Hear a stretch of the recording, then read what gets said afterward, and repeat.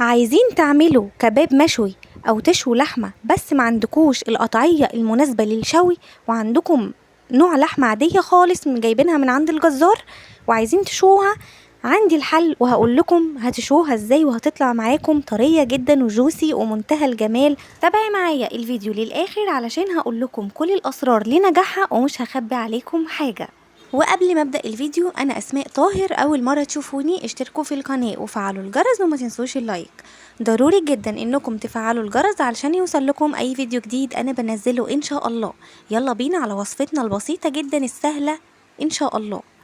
اول حاجه معايا اللحمه، طبعا بنتبلها قبليها بيوم يستحسن جدا، وهسيب لكم الرابط بتاع تتبيله اللحمه في صندوق الوصف. كنت الفيديو اللي فات منزلاه علشان الفيديو ده ما يطولش عليكم، بس هنزل لكم رابط التتبيله في صندوق الوصف. يعني هتتبليها قبليها بيوم، قبل الشوي بيوم، كمان لو بيومين وسبتيها في التلاجة طبعا متغطيه مفيش اي مشكله خالص. انا هنا قعدتها يومين بالظبط في التتبيله، وده اول سر لنجاحها. تاني سر ان انا مقطعه قطعه اللحمه بتاعتي، مش سايباها تخينه قوي علشان تقدر تستوي معايا، فانا مخلياها رقيقه بقدر الامكان، وكمان هرققها اكتر من كده. انت حابه تسيبيها على كده وتشويها مفيش مشكله، اما انا عايزه اخليها رقيقه كمان اكتر، فزي ما انت ما تحبي كده كده هتستوي معاكي.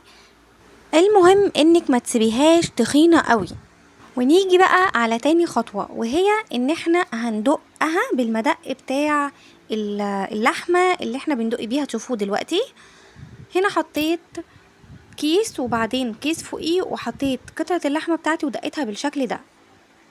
ممكن تدقوها قبل ما تتبلوها، بس يستحسن ان انتوا تدقوها بعد ما تتبلوها علشان يدوب هما دقيتين عليها وهتتفرد معايا بكل سهولة، علشان الانسجة بتاعتها هتكون رقيقة من التتبيلة انها قعدت يومين، فهتسهل عليا كتير قوي. وبكده دقتهم بالشكل اللي انتوا شايفينه ده. لو عايزين تدوها بقى دقة كمان وترققوها عن كده وتخلوها بفتيك وتعملوه بالبيض والبقسماط، هيبقى برضو تحفة جدا. ممكن كمان تقطعوها وتعملوها شاورما زي ما تحبوا. خلينا هنا الاول في الشوي وبعدين هنرجع تاني للي كنت بقوله. اول حاجة، احسن حاجة كده وانت بتشوي، علشان تشوي هتحطي قطعة من الدهن كده، هتعززلك الطعم جدا واللون وكل حاجة، هتحسسك ان انت جايبة كباب مشوي جاهز واحلى كمان من الجاهز. حطيت كده دهن بالشكل ده، هتبتدي تنزلي الدهون بتاعتها، وهبتدي انزل في الطاسة، بشوي في الطاسة عادي جدا خالص بمنتهى السهولة، وهبتدي انزل بالقطع بتاعتي زي ما انتوا شايفين. اول ما بنزل بيها طبعا الطاسة سخنة، هتاخد معايا الصدمة اللي انتوا شايفينها دي، هقلب على طول علشان تاخد الصدمة من الناحية التانية بالشكل ده. لعلمكم هي مسافة ما بتتحط على النار بتستوي على طول، علشان هي متعززة بما فيه الكفاية، علشان اول ما نحطها تستوي على طول وما تاخدش وقت معانا. يعني يا دوب هتاخد معانا الصدمة واللون ده هتلاقوها استوت تماما. اظن مفيش ابسط ولا اسهل من كده.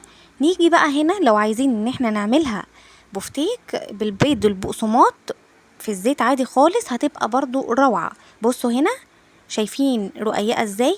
الانسجة بتاعتها خلاص مش مستحملة خالص، رقيقة جدا. ليه؟ لان انا سبتها في التتبيلة كويس وكمان عملتها بالمدق، فكده اصبح عندي ان هي بقت سهلة جدا ان انا اعملها اي حاجة واشكلها اي حاجة بقطعة لحمة عادية خالص عندنا في البيت. يعني مش لازم تشتري قطعية معينة علشان تعمليها شوي، مش لازم تشتري بفتيك علشان تعمليه بالبيض والبقسماط. كل ده ممكن تطلعيه من حاجة واحدة وانتي في البيت كده بمنتهى السهولة. كمان ممكن تطلعي شاورما برضو بمنتهى السهولة وتبقى منتهى الجمال. لعلمكم هو اللي انا برهولكم ده كنت انا عملته شاورما، يعني انا مرققاها زيادة عن مشاوتها. الشوي اللي انا وريتهولكم ده من شوية اللي خلص على النار هوريهولكم في النهاية، ده كنت متخناه عن ده، يعني ده مرققاه بالشكل ده حسب ما انت بقى عايزة ترققيه والسمك اللي هتشتغلي بيه ايه. شاورما هتعملي برضو كده، وبرضو لو بفتيك هتعملي نفس السمك ده، هتقطعيها بالشكل ده وهتعمليها شاورما، هتبقى منتهى الجمال.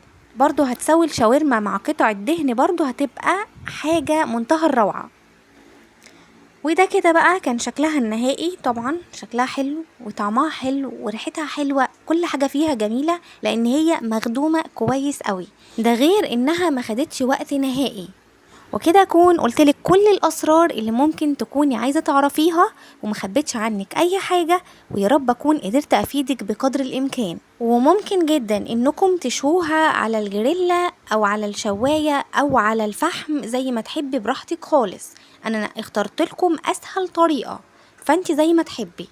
وبكده نكون وصلنا لنهاية الفيديو، ولو عجبك ما تنسيش لايك وشير وسبسكرايب، وباي باي. اشوفكم الفيديو الجاي على خير ان شاء الله.